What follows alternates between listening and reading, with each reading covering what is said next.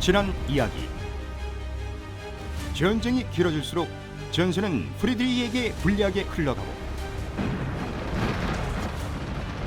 오스트리아는 그 틈을 놓치지 않고 프로이센을 옥죄해 오는데 과연 천하의 프리드리히는 이대로 무너질 것인가? 프리드리히의 최후. 러시아군은 주저앉았다 칩시다. 네. 다운 백작의 군대는 네. 아무런 싸움도 안 하고 말짱하게 도착했잖아요. 그렇죠. 그래서 다운이 도착을 해서 다운 단독으로 베를린으로 갑니다. 아 그래? 아 그렇지. 예, 그래서 베를린에 가는데 어쩔 수 없잖아요. 네. 이제 프로이센군도. 네. 근데 이때 당시에 프리드리히는 너무 의기소침해서 자기가 퇴위를 할까 이런 고민까지 하고 있었어요. 근데 동생 하인리히가 이제 맡겠다고 나가요. 근데 그 와중에 다운 백작은 드레스덴을 비롯해서 여러 도시들을 점령합니다. 그래서 사기를 좀 올리고 있었죠. 근데 이 하인리히가 와서 드레스덴을 제외한 대부분의 작센 도시들을 탈환을 합니다. 아, 놀랍게 이게 탈환해요. 다운이 나갈 때부터 이 사람은 베를린 점령을 많이 없었어요. 네? 왜요? 비엔나에서도 빨리 이대로 가서 베를린 점령하라고 난리 쳤대요. 네. 다운은 싱싱한 군대를 가지고 있잖아요. 네. 근데 다운이 왜 그렇게 생각했는지 모르겠는데 뭐 틀렸다 맞다를 떠나서 이 사람은 우리가 베를린을 점령해서 차고 앉으면 뭐하냐. 괜히 거기서 우리 군대만 밥 굶는다. 그러니까 어차피 이 전쟁은 한 나라를 멸망시키는 전쟁이 아니에요. 합병하려는 전쟁도 아니야 이게. 그러니까 항복만 시키면 돼요. 누가 항복시키냐는 거죠. 그러니까 다운은 논리는 그래요. 베를린을 점령하는 것보다 결국은 작센 점령하고 이렇게 압박하면 항복하게 돼 있다. 왜 우리가 거기 들어가서 힘들게 주저앉아 있냐. 달릴 필요가 없다. 네.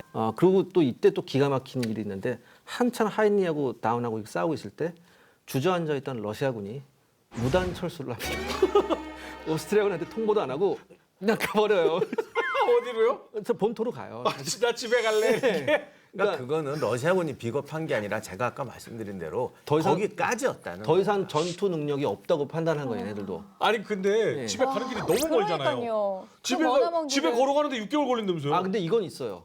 집에 가자 그런 말을 들어요. 근데 계속 주저앉아서 뭐 하다 보면은 탈양목만 계속 나면서 자칫 부대 전체가 녹아 없어질 수 있어요. 그리고 얘들은 그게 좋죠. 뒤로 가면 보급로가 짧아지기 아니 시작하니까. 그게 아니라 앞에 가면은 도시를 털면서 싸우러 가는 거고 뒤로 가면 도시를 털면서 집으로 가는 거잖아요. 돌아가면서 그냥은 털 생각은 안 가요. 하는군요. 그냥은 안 가요. 다 중간에 쉬고 놀면서 가는데 허준 씨 같으면 이렇게 네. 앞으로 가다 결국 불구덩이가 있는 데로 가겠어 아니면 뒤로 가다 백미호. 러시아군이 제 마음과 같습니다.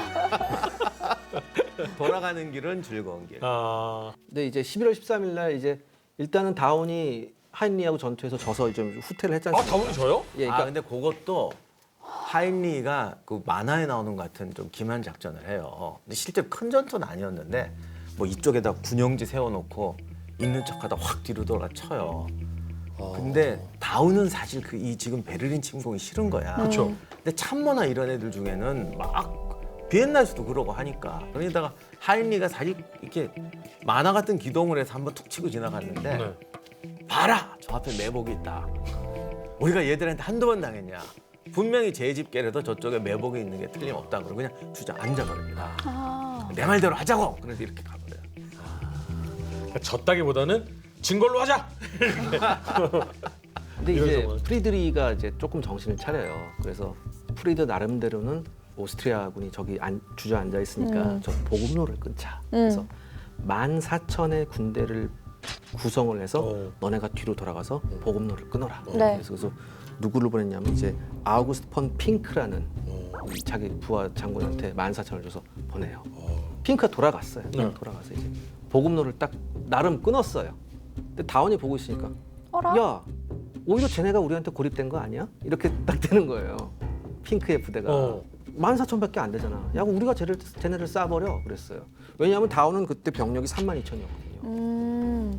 전부 다 항복을 한다고 하더라고요. 어. 근데 이것도 프리드리히의 실수고 근데 사실 13,000명이나 항복하니까 네. 프로이센 군대가 지금까지 이런 적이 한두 방 없었는데 그렇죠. 근데 자기 이유가 있더라고 알고 봤더니 프리드리히는 다운이 제가 오래 못 버티고 철수할 거고 얘는 진지를 지키니까 버틸 거라고 생각했는데 이때 그 항복한 13,000명의 상당수가 작센의 어떤 현지 징집병하고 포로로 잡았던 러시아군들이에요. 전투 의지가 없죠. 그러니까 프리드리가 다 자기 같은 줄 아는 거지. 아, 사람이 늘 그런 착각해요. 그렇죠. 우리 군복 입히면 나로 니네가 변할 줄. 좀 뭐 좀 달라지겠지. 근데 뭐 어디 가나. 그러면 그냥 아주 차근차근 잘려 나가고 있는데요. 예, 그러니까 그동안 그래도 괜찮게 싸우던 하이니가 이번에 또 다운한테 또 패배를 합니다. 패배하면서 이제는 이쪽 부근에 있는 프로의 생물이 완전히 축출돼요. 그러니까 이때 다운이 이 전투를 이기면서 오스트리아 신문에 뭐라고 나냐면 프로이센 킬러 다운 이렇게 나와요, 진짜. 아, 틀린 말은 아니에요. 과거에 본 적도 있고. 근데 저는 이 전쟁사를 진행하다 보면 그 어떤 장군이나 뭐 이 사람들의 지휘관의 이 마음에 많이 동화가 되거든요. 근데 사실 지금의 일련의 과정을 보면 그 어떤 드라마도 이제는 일어나지 않을 것 같다라는 좀 생각이 들어서 정말 비참해지기 전에 너무 비참해지기 전에 그래도 우리 프리드리에 대해서 좀 과거를 한번 돌아보는 시간을 좀 가졌으면 좋겠다는 생각이 좀 드는데요. 오스트리아 왕위계승 전쟁부터 7년 전쟁까지 유럽 내 강력한 프로이센군의 위험을 보여준 대영웅 프리드리 대왕의 인생을 다시 한번 짚어본다. 네, 프리드리가 다시 재기를 하려고 하는데 그동안의 프리드리를 보면은 정말 지금까지 이런 인물은 없었다 할 정도로 전투에 있어서만큼은 다른 나라들과 아예 차원 자체가 다르다는 느낌이었는데 점점 꺾어가는 거를 저희가 지켜보고 있습니다. 그래서 이번 인물탐구에서는 프리드리를 한번 본격적으로 파헤쳐보는 게 어떨까 싶은데 초상화를 그래서 저희가 준비를 했습니다. 아 근데 야 이게 다 남아 있네요. 와, 1723년 이 어릴 때의 프리드리를 보면 한참 많이 맞을 때 아니에요 이때. 그런데 아버지한테 맨날 두드려 그렇죠. 그런데 지금 초상화에서는 그런 느낌이 잘 안 들어요. 맞았어요. 아니 그럼 그런 느낌이 들게 초상화 그리면 화가가 사형당하지 않겠어요? 아, 그래도 그런 뭔가 분위기라는 게 있잖아요. 지금은 손에 든 게 굉장히 뭐야? 맑고 참. 그러니까 이것도 아버지 강요에 의해서 강제로 한 거네. 아, 저 필인 줄. 풀로 좋아하던 그러니까요. 소년이었잖아. 피리를 들어야 되는데. 그리고 군복 입고 있잖아. 그러니까 군복 입는 거 죽도록 싫어했고 뭐 무기 이거 싫어했고 풀로 불면서 할아버지 따라서 박물관 가는 거 미술관 가는 거 좋아했고 이랬던 소년인데. 근데 맞아요. 저희가 오스트리아 왕위 계승 전쟁에서 그 얘기가 있었는데 정작 7년 전쟁 들어와서 프리드리히가 전투를 하는 걸 봐서는 아버지의 피가 없진 않아요. 자기도 부하 두드러 패고. 1738년. 저 때가 언제죠? 17 대학생 나이다. 얼굴을 딱 봐봐. 뭔가 슬픔이. 잘못 그렸는데 38년 얼굴은. 아니야, 너무 저 때가. 일찍 늙은 것 같아요. 45년, 왜냐면 45년보다 늙었는데. 아니 왜냐면 저 때가 제일 친구가 힘들 죽었잖아. 저 때 그래요. 친구가 죽었을 제일 때. 힘들 때야. 저. 예. 그러니까 봐봐요. 초상화에서도 그 분위기가 나온다니까요. 암울해 뒤도 시커멓지만 암울하잖아요. 그러다가 아버지 돌아가시고 얼굴에 살이 붙잖아. 박사님 그래도 그렇지 아버님도 그러니까 즉위 이후에 즉위 예. 네, 지금 이후에. 그리고 약간 45년. 느낌도 정면으로 안 서 있어 이렇게 하고 서 있잖아요. 근데 어릴 땐 진짜 뭔가 새초롬하니 귀엽네요. 자, 46년 1년 차이네요. 이제 전쟁 준비하네 아하. 느낌이. 나갑니다. 46년의 느낌은 약간 전쟁을 준비하는 느낌이 드네요. 저거 63년에 있는 초상화에 있는 옷은 뭐죠? 그러니까 저 때는 이제 전쟁터 7년 전쟁 끝나고 직후니까 정말 전쟁터에서 7년을 살다가 돌아온 귀한 용사 포즈입니다. 저게 그러니까 딱 티가 나잖아. 딱 전쟁할 때는 초상화가 없네. 아니 그리고 그거 그릴 시간이 어디 있어? 저 초상화를 보고 어느 정도 유추할 수 있는 게 프리드리히는 자살을 하지 않았다. 그렇지. 돌아왔다. 어. 저 초상화가 옛날에 그 어떤 역사학자 글에도 그런 게 있었는데 많이 논란이 됐던 초상화예요. 저게 왜요? 지금까지 이미지와 다르게 너무 음흉해져 보이잖아요. 코도 약간 너무 막 네, 매부리 그래서- 코처럼. 의도를 가지고 그렸다. 그 두 가지 설이 있더라고. 이제 전쟁 끝나고 나니까 확 늙었다. 근데 사실은 프리드리히가 그때부터 돌아서 이제 내치에 집중하는데 당시 기준에서는 사실 뭐 극악한 독재거나 이런 건 아닌데 왜 그 뭐 계몽 전제군주하고 젊었을 때 쓴 책 뭐 이런 거 있잖아요. 왕은 국민의 뭐 제일의 노복이다. 이런 말을 듣고 이제 많은 분들이 좀 아름다운 상상을 하거든요. 뭐 검열도 안 한다, 뭐 문화 군주가 되겠다. 근데 이제 돌아서 내치를 하니까 내치도 피를 또 묻혀야지. 뭐 검열도 하고 이제 막 그러니까 우리가 알고 있는 전제 군주하고 그 시대의 어떤 문화 군주라는 두 가지가 섞여 있어요. 그러니까 어떤 분들이 이게 더 기분이 나쁜 거야. 저 사람 앞에서는 그러지만 뒤로 보면 음흉한 독재자다. 뭐 그래서 전쟁하는 것보다 평화로운 나라를 다스리는 게 더 힘들다. 왜냐하면 전쟁은 목적이 상황이 분명하기 때문에 그렇죠. 공격하면 공격할 수 있어요. 네. 근데 이 사회라는 거는 우산장수 소금장수로 바글바글 하잖아. 이거 하면 얘들 불만, 이거 하면 얘들 불만. 그쵸. 더 힘들죠. 와 근데 40년 이상을 즉위를 하셨었네요. 거기다가 좀 말년에는 사람들도 잘 안 만나고 근데 되게 왕들이 너무 좀 이렇게 오래 집권하면 점점 더 그렇게 돼. 사람들 소외가 안 되나요? 믿게. 그리고 은둔형 좀 외톨이가 은근형 돼요. 외톨이가 돼요. 거기다 부인하고도 별로 뭐 외로운 분이셨네. 그러니까 부인하고 후사가 없을 정도였어요. 아 진짜요? 후사가 없어요. 아들이 없어요 또. 아, 이렇게 가슴 아픈 얘기를 하고 다시 또 프리드리히의 가슴 아픈 얘기를 또 해야 됩니다. 네. 자, 1760년이 되는데 앞으로 프리드리히는 좋아질 가능성이 지금 없다는 생각이 자꾸 들어요. 암담하죠. 암담하고 또 이때 다시 한번 슐레지엔을 탈환하려고 오스트리아군이 대병력을 동원해요. 그래서 다운이 8만을 이끌고 가는데 8만. 앞에 라우돈한테 2만 5천 원 주고서 니네가 먼저 앞으로 나가라. 그래서 다운은 항상 늦어요. 네. 다운은 항상 자기가 선봉에 잘 안 돼요. 네. 그런데 이제 프리드리히가 어떻게 해요? 슐레지엔은 그래도 이건 이젠 뺏길 수 없잖아요. 그렇죠. 그거 먹으려고 역시. 그러니까 지금 몇 년이에요. 네. 그래서 리그니츠 전투라는 데서 나름 이제 프리드리히가 3만을 이끌고 갔는데 여기서는 그래도 운 좋게 이제는 프리드리히의 승리를 운 좋았다고밖에 얘기할 수 없을 정도로 운 좋게 여기서 라우돈을 물리쳐요. 그러니까 그 다운의 8만이 오기 전에 이때의 작은 승리였는데도 불구하고 기록에 의하면 프리드리히는 매우 기뻐했다고 그렇게 그러니까 이게 지금 전반적으로는 계속 열세가 되고 네. 사람들 다 알고 있는데 이게 훅 안 무너지고 갑자기 또 카운터 펀치 한 방씩 날리니까 네. 당시에는 라우니츠 전투 같은 거 영국 사람들은 왜 그 펍에서 모이잖아요. 네. 뭐 거기서 프리들이 만세 부르고 난리 났어요. 그러니까 왜냐면 질 것 같아 내가 뭘 하니까. 그렇죠. 그러나 이제 전반적으로는 계속 져요. 그래서 뭐 그냥 영국이 손을 떼려고 하기 시작해요. 아이고야. 그래서 이제 조지 2세가 사망하면서 손자인 조지 3세가 왕을 이어받는데 이때 지금까지 프로이센 밀어주던 윌리엄 피트까지 사임시켜요. 그리고 영국이 프로이센한테 재정 지원 끊겠다. 니네 이제 빨리 평화협정 맺으라고 압박을 넣기 시작합니다. 그리고 러시아가 대박을 하나 쳐요. 왜요? 집으로 가는 길 아니었나요? 다시 왔어요. 또 와요? 오스트리아군하고 합작을 해서 프리드리히가 라우돈하고 싸울 때 그때를 틈타서 러시아하고 오스트리아군이 베를린을 점령해요. 우와. 수도까지요? 예. 아. 근데 이때 다운백작하고 라우돈하고 큰 반목이 일어나요. 왜요? 다운이 그런 거예요. 야, 우리 8만 올 때까지 조금만 잘 버텼으면 될 거 아니야. 그럼 라우돈은 그럼 네가 현장에 있어봤어? 이런 식으로 싸워서 죽을 때까지 서로 반목을 했다고 하더라고요. 너 맨날 다 싸우고 나면 뒤에 와가지고 비슷한- 지난번에도 러시아 맞아요. 애들 다 싸우고 나서 이기고 나니까 너 왔지. 이번에도 내가 다 싸우고 나서 온잖아. 근데 아무튼 이때도 베를린에 잠깐 머물다 빠지는데 그 유명한 프로이센의 금고. 아 쌓여 있다는 그걸 그. 싹 털어.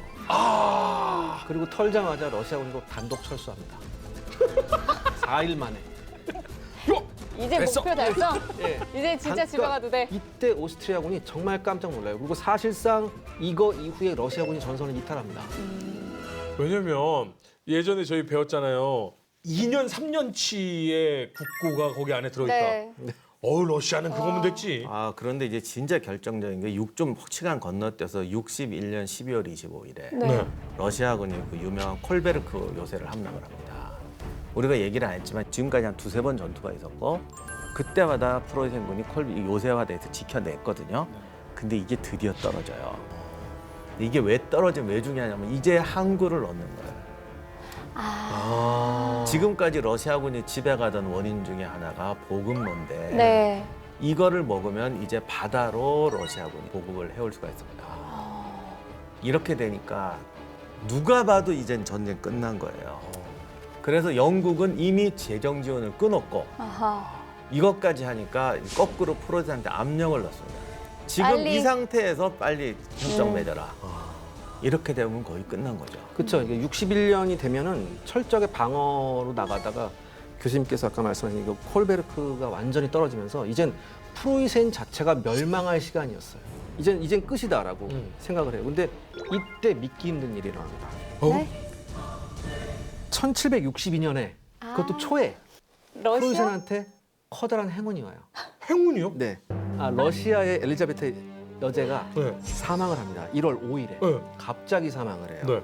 그 후임 짜르가 누가 됐냐면 이제 표토르 3세가 됐는데 아, 드디어 표토로 된 거. 이게 엘리자베타 조카인데 덕후. 이게 프리드리 빠였어요. 덕후. 네. 어떻게 아셨어요? 아, 역사 시간에 배웠죠. 이걸 역사 시간에 프리들이 이런 아이였어요. 네. 뭐 그런 시청각 교재 갖고 공부했어요? 난 처음 들어봤어. 아무튼 표르트 3세는 뭐 후일 결론이지만 러시아 사람들이 그렇게 싫어하기 때문에. 아 그래요? 왜냐하면 그 뒤로 1차 대전, 2차 대전 하면서 독일하고 얼마나 많이 싸웠어. 아 네. 이겼다고 해도 진 거 같은 이겼잖아요. 엄청 많이 희생하고 이긴. 그러니까 독일을 저렇게 만들어준 건 죄다 그래가지고 러시아에서 최악의 황제로. 아니 근데 표트르 3세가 아무리 프리드리의 뭐 팬클럽이라고 해도 이미 얻은 항구와 이 짜르 자리에 올라선 형제가 나 팬이에요 이거 선물이에요 하고 줄 수는 없는 거잖아. 그 정도가 아니고 전쟁 빠져요. 전쟁 안 한다. 나는 프로이센을 상대로 더 이상 전쟁하지 않겠다. 네. 그 다음에 더 결정적인 선언을 하죠. 프로이센을 더 이상 압박하면 우리가 프로이센 편으로 참전하겠다. 아 진짜? 어느 정도였냐면 등을 돌리겠다. 딱 황제에 올라서자마자 오스트리아하고 프랑스 대사를 소환합니다. 그러니까 여기에 러시아 주재 오스트리아하고 프랑스 대사가 격렬하게 항의할 거 아니에요? 방으로 불러요. 근데 뭐 하나 탁 던져주는 거예요. 뭐야? 동맹 파기한다는. 우와! 이게 뭡니까? 동맹 너 이집트 동맹 아니야. 돌아가. 이러면 신용도 뚝 떨어지는데. 그다음에 스웨덴이 러시아 사주 받아서 돌아왔잖아요. 그렇죠. 스웨덴한테 가서 스웨덴 대사를 소환해서 야 내가 일주일 준다. 돌아가. 딱 이렇게 해요. 얘기한 그 국가가 적게 주축국 다잖아요. 그렇죠. 스웨덴, 프랑스, 그렇죠. 오스트리아.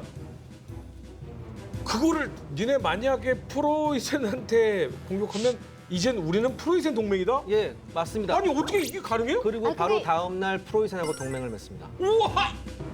근데 불과 몇 년 전에도 사실은 이게 다 아니 그거 아니, 근데 동맹국이 이해 관계잖아. 그러니까 이런 식으로 하루아침에 뒤집는 경우는 없었죠. 그러니까 아니 이해 관계가 이렇게 하면 우리한테 유리할 것 그러니까 같다는 맞습니다. 이건 논리적으로. 어떤 국가적인 게 아니라 개인적인 팬심에 의해서. 그 정도 팬심이었다고요?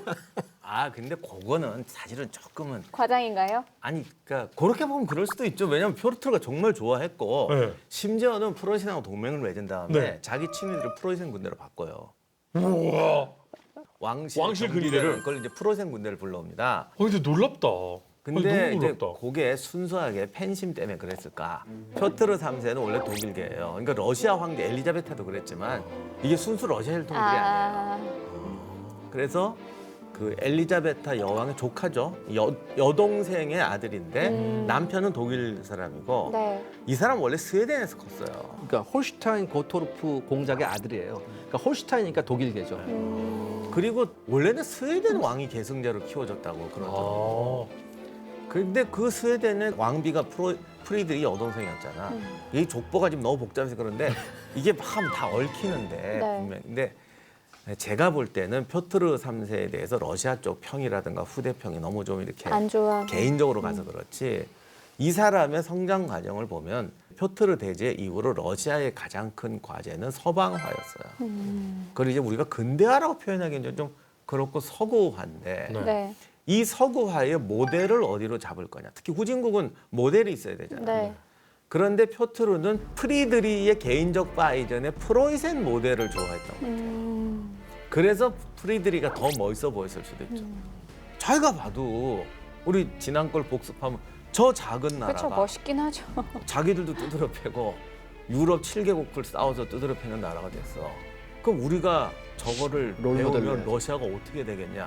이런 생각 충분히 할 수 있잖아요. 근데 그래요. 그런 생각을 하는 사람 치고는 좀 형편없던 게 형편없다기보다는 좀 시원찮았던 게 제위 6개월 만에 마누라한테 폐위당합니다. 아니 근데 그러기도 하고 이성적인 판단 하에 논리적으로 너무 충격을 받. 아니 부인한테 폐위를 당한다고? 네, 아내인 예카테리나 2세한테 폐위를 당해요. 아니 실제로 왕위 계승은 표트르가 엘리자베타의 조카이기 때문에 왕위 계승을 한 거잖아요. 네. 그럼 부인이 왕위 계승자가 아닌데 부인이 폐위를 시킬 수 있어요? 부인은 또 그 유명한 에카테리나 2세예요. 그쪽은 러시아 귀족들의 지지를 받고 있었는데 아 러시아 쪽에 힘을 가지고 네, 있던. 아마 표트르가 독일 모델로 러시아 근대화 시킨다는 것에 대해서 반발이 있던 것 반발이 같아요. 쿠데타. 네. 예. 그래서 폐위되고 바로 죽는데 죽어요 또? 폐위되고 갇혀있다가 열흘인가 만에 네. 그럼 뭐 감금당해요. 뭐 이런- 감금당해요. 그래서 뭐 병사라고 그러는데 어쨌거나 그래서 왜냐면 우리가 알고 있지만 예카테리나 2세는 러시아에서 대단한 여제죠. 네. 그 소위 말하는 러시아의 근대화에 또 앞장서서 지금 그 양반이 만든 궁전 뭐 이런 거 되게 유명한데 분명히 이건 근대화 노선을 따른 어떤 방침의 차이예요. 근데 표트르가 그렇게 6개월 만에 죽고 하니까 그리고 꼴 보기 싫은데 아 저 사람이 사실 이렇게 하려고 그래서 그런 말 하기 쉽겠어요.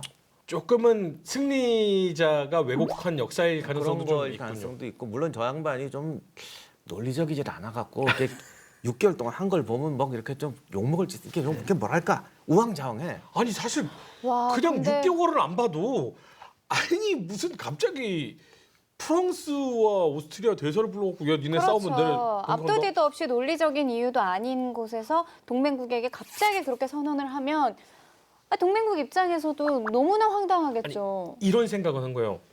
정말 뛰어난 사람이라서 만약에 힘의 균형이 너무 오스트리아 쪽으로 가면 이거 유럽을 오스트리아가 너무 강대해질 수 있겠다. 그래서 이걸 견제하기 위해서는 프로이센을 살려놔야 된다. 뭐 그렇게 고급스럽게 생각 이런 분까지는 아닌 거군요. 아, 근데 오스트리아에 대한 견제는 맞습니다. 이건 제가 나중에 설명을 해드릴게요. 아, 네네. 그러니까 허준 씨의 지금 말씀이 절반은 맞고 오호. 절반은 틀렸어요. 절반이 맞은 게 어디예요? 근데 이분이 하여간 그 좀 어떤 세련된 네. 능력은 없는 건 맞아요. 그러나 어쨌든 지향은 프로이센 모델을 끌어들이려고 했던 건 맞아요. 근데 어찌 됐든 간에 6개월이든 뭐 3개월이든 1년이든 간에 표트르 3세가 즉위함으로 인해서 프리드리 입장에서는 풀이가 됐지. 예, 프리드리히- 완전 풀이지. 그러니까 지금 외교 관계가 이렇게 되면서 모든 프로이센에 대한 공세가 정지 상태가 됩니다. 그러면 프로이센이 6개월 예, 놔두면 시간을 좀 벌었고요. 그리고 진짜로 러시아가 지원을 해줘요. 그 역사에서는 이걸 뭐 브란덴부르크의 기적이라고 하는데, 아 그래 기적인 예. 거. 그러니까요. 근데 이제 아무튼 1762년에 다시 한번 프로이센의 공세를 전환을 해요. 이제 마지막 전투 이제 프라이베르크에서 그나마 프로이센군이 이겨요. 근데 이 전투에서 이겼다고 해도 그렇게 다시 한번 뭐 이렇게 프로이센이 대세는- 강성하게 이렇게 일어서고 그런 거 아니고 이때쯤 되면 7년 전쟁 마지막 해이기 때문에 모두가 다 지쳐 있습니다. 아, 그러면 슐레지에는 지금 누구예요? 아, 프로이센이 갖고 있어요. 가지고 있어요. 예. 전쟁 마지막 해의 특징이 뭐냐면 각국의 모든 문제가 한꺼번에 터져 나오는 거예요. 어. 네. 프랑스는 해외 식민지에서 영국한테 밀려나고 있었고요. 이것 때문에 프랑스가 의외로 영국하고 평화 협상을 타진합니다. 서로. 그러면서 이제 완전히 빠지게 되고 오스트리아 역시 막대한 재정 손실 때문에 더 이상 전쟁을 진행시킬 수가 없다라는 결론에 달아요. 그러니까 이거를 어떤 분들은 근데 사실 댓글에도 그동안 많이 나왔어요. 아시는 분들은 그거 그때 완전 프로이센 망하는 건데 걔만 아니었으면 뭐 이렇게 쓰신 분도 있는데 사실 이게 한두 나라가 엉킨 게 아니잖아요. 그렇죠. 그런 어떤 우연적인 사건으로 역사가 그렇게 쉽게 안 바뀝니다. 오히려 이거는 그 당시 모두가 탈진해 있었다는 거죠. 예를 들면 표트르 3세 폐위시킨 다음에 러시아가 다시 참전하느냐? 안 해요. 안 하는 게 아니라 한동안 유럽 전쟁에 안 껴들려고 그래요. 못하죠. 우리가 몰라서 그렇지 그 안에서 상당한 고민이 많았다는 거죠. 그렇죠. 아 그동안 죽은 애가 10만이야 진짜. 아, 이게 예를 들어서 프로이센 같은 경우엔 나중에 계산을 해보니까 자기네 국가 인구의 10%가 없어졌어요. 전쟁을 통해서. 그다음에 금고가 탈탈 비었어요. 털렸잖아요. 러시아한테 털렸. 그다음에 그러니까 뭐 금고만 털리면 다행이죠. 전쟁을 하나고 얼마나 빚을 많이 졌겠어요. 빚을 갚을 능력이 없는 거예요. 오스트리아도 프로이센보다 많이 죽었으면 많이 죽었지 조금 죽지 그렇죠. 않았어요. 그러니까 이 그 다음 상황을 보면 이미 끝날 상황이었어요. 끝나가는데 어떻게 끝내냐 직전에서 이런 역전이 일어난 거지. 아마 표트르 3세가 그렇게 안 했어도 우리가 생각하는 것처럼 막 프로이센이 역사책에서 지워지고 뭐 그렇게는 안 갔을 거예요. 전쟁은 끝날 것이었는데 어떠한 방식으로 끝낼 거냐라고 했는데 표트르가 정말 기상천외한 방법으로 전쟁을 끝나게 다만 한 거네요. 오스트리아가 실레지아는 되찾을 수 있었을 수도 있는데 결국 7년 전쟁 끝날 때까지 못 찾아요? 그러니까 1763년 2월 13일에 오스트리아하고 프로이센 사이에 이제 조약이 체결돼요. 그 조약 이름이 후베르투스부르크 조약인데 이 조약의 내용이 뭐냐면 네. 7년 전쟁 발발 전으로 돌아간다는 거예요. 아 뭐? 아, 그러니까요. 이게 7년 전쟁 플러스 오스트리아 왕위 계승 전쟁까지 해서 그 전으로 간다 거죠. 그 몇 년의 유럽 전국의 재정, 이 국민들 모든 게 하늘로 날아가 버린 거잖아요. 더 웃긴 건 7년 전쟁이 끝난 다음에 한 2년인가 3년 있다가 폴란드 문제로 다시 한번 프로이센군하고 오스트리아군하고 대결을 해요. 근데 이 전쟁을 뭐라고 그러냐면 감자 전쟁이라고 해요. 감자? 왜냐하면 포테이토? 양쪽 군대가 만나는데 안 싸워요. 더 이상 못 싸우겠는 거예요. 그러니까 주둔군들이 다 앉아서 감자 근처에 나 있는 감자 캐먹고 있었어요. 네. 감자 캐서 삶아서 서로 이렇게 보고 있어요. 그래서 가서 뭐 모두 얘기도 나누고 뭐 담배 같은 것도 이렇게 서로 나눠 피고 그랬대요. 그러니까 병사들이 더 이상 싸울 수가 못 하겠다. 그러니까 이미 두 나라가 다 탈진돼 있었어요. 그래서 누군 농담으로 이게 물론 오스트리아가 실레지안을 뺏긴 건 너무나 원통하겠지만 그 7년 전쟁에다 오스트리아 왕위 계승한 전쟁을 쓸 돈을 갖고 어디 보헤미아나 딴 데다 부었어도 그만한 공단 하나 새로 줬을 거예요. 와, 그냥 어떤 나라한테 살 수 있을 것 같은데 그 정도는. 그러니까요. 슐레지엔을 차지하기 위해 프로이센과 오스트리아의 대결을 시작으로 전쟁의 포화 속으로 빠져든 유럽 대륙.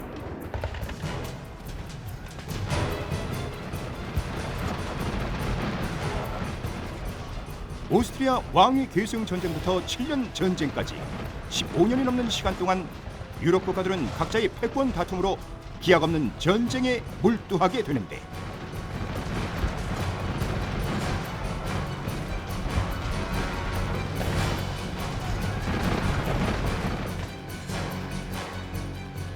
드디어 그 기나긴 전쟁은 끝이 났지만 그 결과는 처참했으니 전쟁으로 얻은 것은 미미했고 참전 국가들은 바닥난 재정과 수많은 희생으로 한동안 움츠려 있어야 했다. 참 그 진짜 허무하다 이거. 허무하다고 해야 될까요? 아니요, 근데 허무하진 않습니다. 그건 오스트리아 입장에서 허무한 거고 예. 유럽 역사는 이걸로 완전히 바뀌어요. 예, 아 그래요? 맞습니다. 역사가 바뀌어요? 그럼요. 그 러시아 같은 경우에는 이 7년 전쟁을 통해서 군사 강국으로 떠올라요. 그러면서 러시아가 이 이후에 오스만 트루크하고 대결해서 이깁니다. 그리고 오스만 트루크를 몰아낸 다음에 러시아의 눈이 어디로 돌아가느냐? 발칸반도로 들어가요. 근데 발칸반도의 지금까지 영향력은 오스트리아였거든요. 네. 오스트리아가 러시아의 위협을 느끼자 놀랍게도 프로이센하고 동맹을 맺습니다. 그거는 이제 우리가 좀 나중에 뒤에 얘기인데 러시아는 사실 유럽 사람이 쳐주기에는 이게 유럽 수준의 국가가 아니었는데 그 표르트 대제 이후로 예카테리나까지 오면서 이제 그냥 유럽의 사촌 정도는 되는 식의 어떤 국가로 발전하게 됩니다. 프로이센은 어쨌든 이거 하나 먹겠다고 하여간 근데 먹어가지고 어쨌든 마지막 승자는 프로이센이긴 하네요. 그래요. 그래서 독일에서 가장 강한 나라라는 걸 완전 인정. 이것도 큰 거예요, 사실은. 그럼요. 독일의 변방이 독일의 중심 국가가 되고 이 이후로 독일 통일은 프로이센의 사실은 통일로 가는 걸 얻게 되고 근데 누군 또 진정한 승자는 영국이라고 얘기하는 사람도 있고. 영국은 세 개를 얻었죠. 그렇죠. 영국은 딱히 하는 일 없이 그냥 식민지. 이 7년 전쟁을 통해서 대부분의 프랑스가 갖고 있던 알토란 같은 식민지를 식민지들을. 뺏어버립니다. 그러고 보면 진정한 패자는 프랑스인데 예, 제가 안 최악의 그래도 패자네요. 제가 안 그래도 그 조사를 좀 했습니다. 아, 그래요. 막판에 말씀해 주신다 그랬잖아요. 예, 그 과연 7년 전쟁 때문에 각국이 전쟁 비용을 얼마나 썼느냐. 네네. 이걸 좀 여러 루트를 통해서 좀 조사를 해보니까 좀 끔찍한데요. 지금 생각해도 끔찍한 숫자가 나옵니다.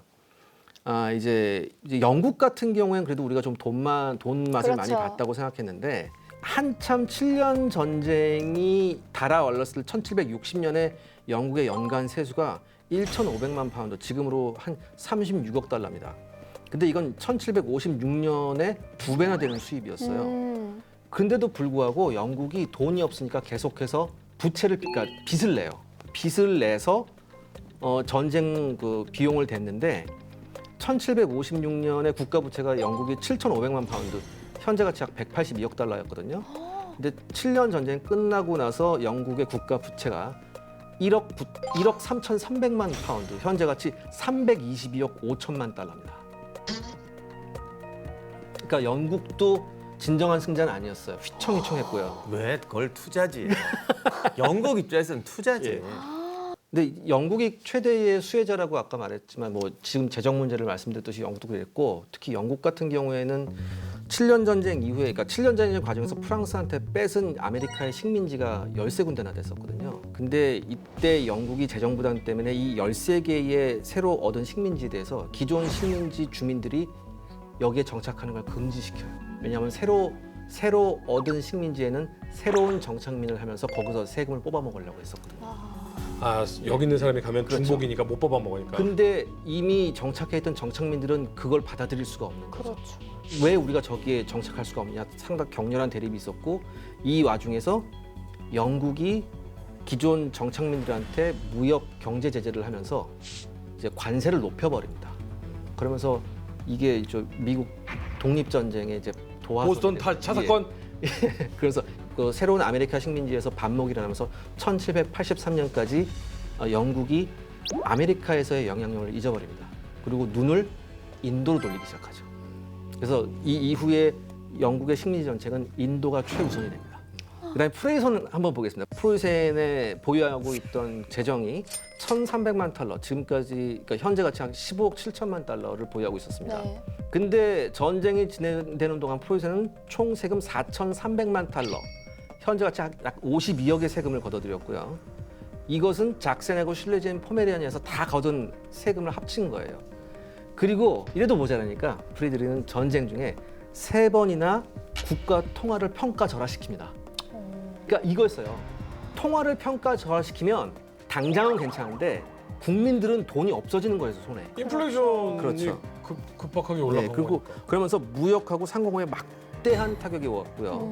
항상 프리드리히가 우리가 지금 봤을 때 전쟁터에서만 이렇게 했는데, 프리드리히를 가장 골치 아프게 생각한 게 뭐냐면 영국과의 연관 보조금 협상입니다. 그래서 1758년부터 영국은 총 2,700만 달러, 현재 가치 약 32억 7천만 달러를 지원했는데 프로이센의 전쟁 예산의 아주 절반 이상의 막대한 금액이었어요. 그다음에 이제 좀 궁금한 게 프랑스입니다. 프랑스는 가장 마지막에 말씀드릴게요. 이제 오스트리아 말씀드릴게요. 네.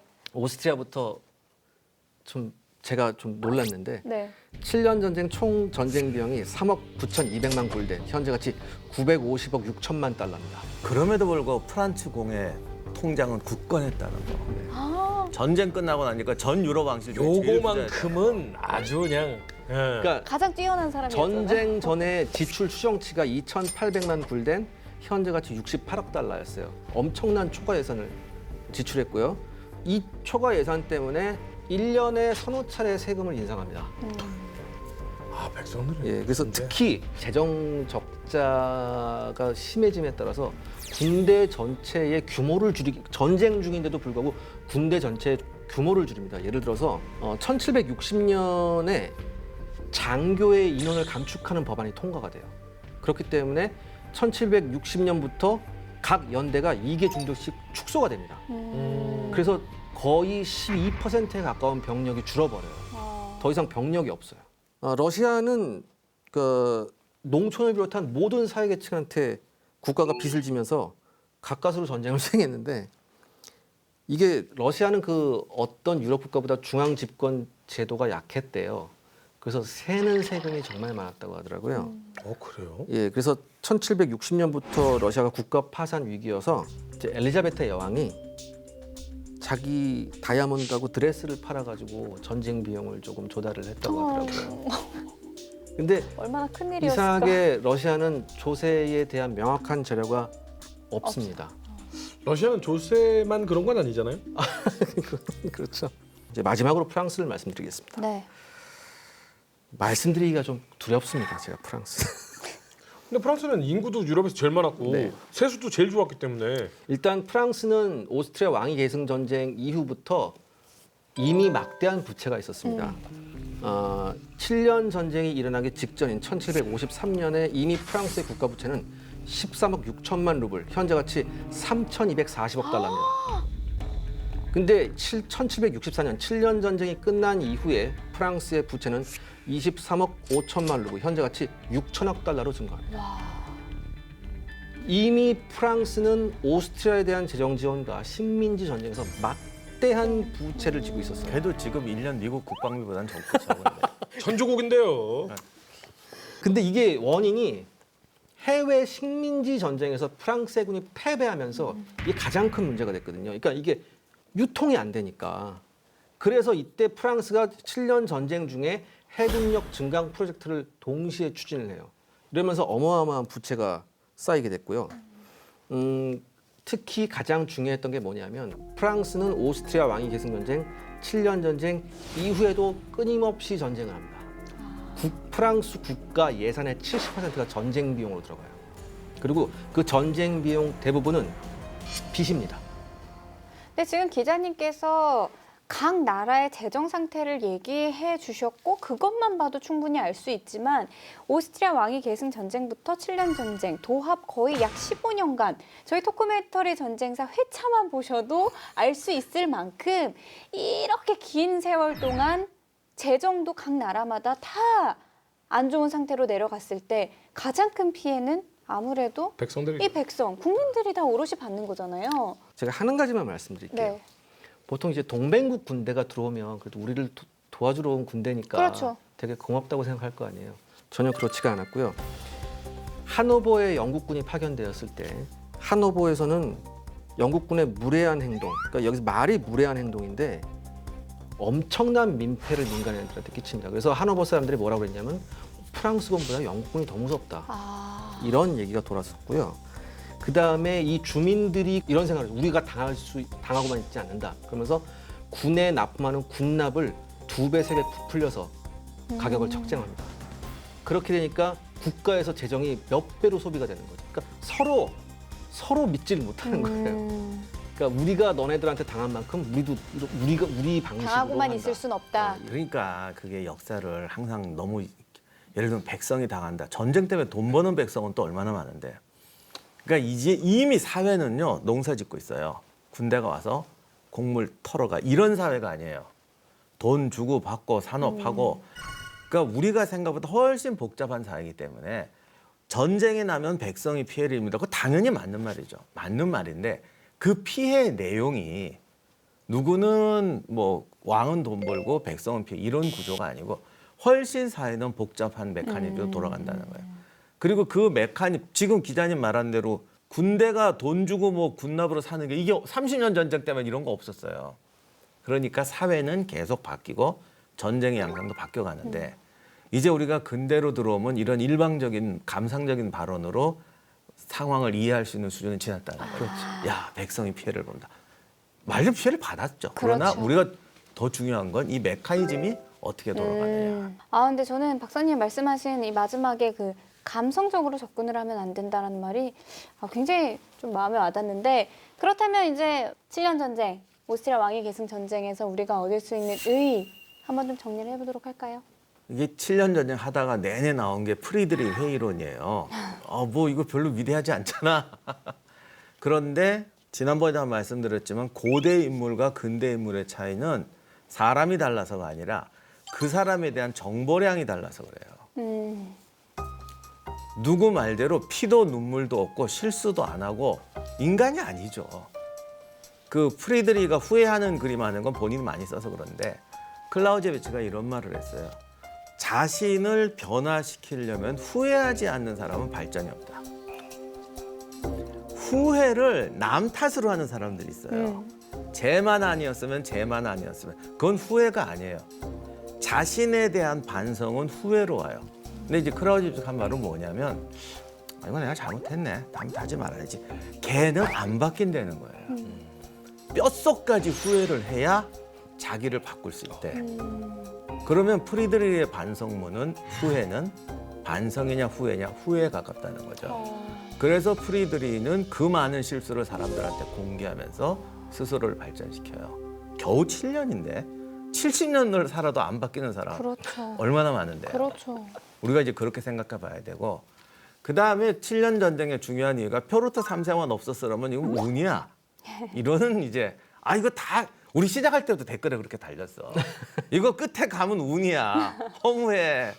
좀 아시는 분이 이렇게 쓰신 건데 네. 그거는 정말 껍데기로 하는 거예요. 왜냐하면 운이라는 것은 절대로 준비되지 않은 사람한테 안 와요. 사실 내 옆으로 수많은 운이 지나가요. 매일 지나가는데 사람들이 내가. 그걸 못 느끼는 거는 자기가 그거를 받아들일. 그렇죠. 예를 들어 오늘 주식이 폭등을 했어도 난 아무런 수혜를 받을 수가 없어요. 주식 한 주도 없으니까. 다 그런 거거든요. 그래서 오히려 독일 사람들은 이 사건을 절대 행운으로 돌리지 않습니다. 그리고 이거를 프리드리 정신이라고 바꿔놨어요. 최후의 순간까지도 최선을 다해라. 그래야 기적은 일어난다.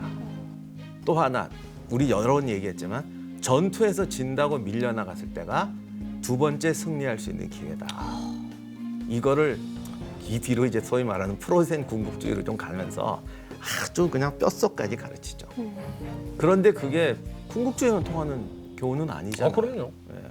그래서 오늘날 독일 사회도 프리드리히 정신이라는 것은 프리드리히가 뭐 전쟁에서 승리하고 뭐 남의 나라 침략하고 그게 자랑이 아니라 어쨌든 이 속에서 프리드리히의 정신은 독일에 살아 있어야 한다라고 이야기하죠. 그거는 확실히 배울 만한 거예요. 박사님 말씀 듣고 나니까 단순히 허무했던 15년은 아니네요. 착하게 살면 근데 자기 운을 자기 쪽으로 끌어들일 수 있나요? 세계 우주의 기운이 올 수도 있죠. 아, 착하게 살면 알겠습니다. 아니 착하게 살면이 아니라 예. 운을 받아들일 준비를 하면 어떤 준비를 해야 됩니까? 운 일단 없이 살 수 있을 정도. 기자님이 저 몸이 아파서부터 빼야 돼. 지금 충분히 제가 체력적으로 많은 약해서 운을 맞아. 갖고 체력적으로 계십니다. 약해서 그래요. 네, 우리 넷 중에서 가장 과실도 그러게 가장 말이야. 많이 몸도 제일 낙과도 못 좋아지고. 먹고 있는데 무슨 옷도 제일 멋있는 거 입고 있어. 그러니까요. 저봐. 시계도 저 매번 습관을- 다른 시계로 저 습관을 고쳐야 돼요. 감성적이지 맙시다. 아니 그러니까 7년 전쟁의 끝이 제 성토로 끝난다. 이거 봐요. 결국 이렇게 열심히 달려온 7년 전쟁도 마지막 포커스는 이 기자님이잖아요. 다음 이야기. 박물관, 미술관에서 보았던 수많은 고전 작품들. 과연 이 작품 속에는 어떤 전쟁의 비하인드 스토리가 숨겨져 있을까? 영화 속 전쟁 이야기. 지금 인류가 알고 있는 가장 오래된 현재 보존된 작품이에요. 전쟁화로는 전쟁화 중에 기원전 2,800년에서 한 2,400년 정도 될 거라고 기원 보고 전이요? 있거든요. 네, 기원전. 이 폼페이의 전투도가 많이 발견됐대요. 그 중에 하나가 바로 이겁니다. 이게 알렉산더. 알렉산더예요? 예, 저 마차 타신 분이 다리우스 페르시. 반가운 분들 많이 나와 계시네요. 안녕하세요. 이게 폼페이의 파르살루스 전투를 묘사한 건데 네. 카이사르가 그야말로 로마의 패권을 죽이죠. 시간 순대로 한 그림에다 스토리 여러 개를 찍어요. 한니발의 트라시메너 전투인데 네. 당시 테르시오 전투도를 이렇게 멋있게 제대로 그려놨죠. 아 그래요?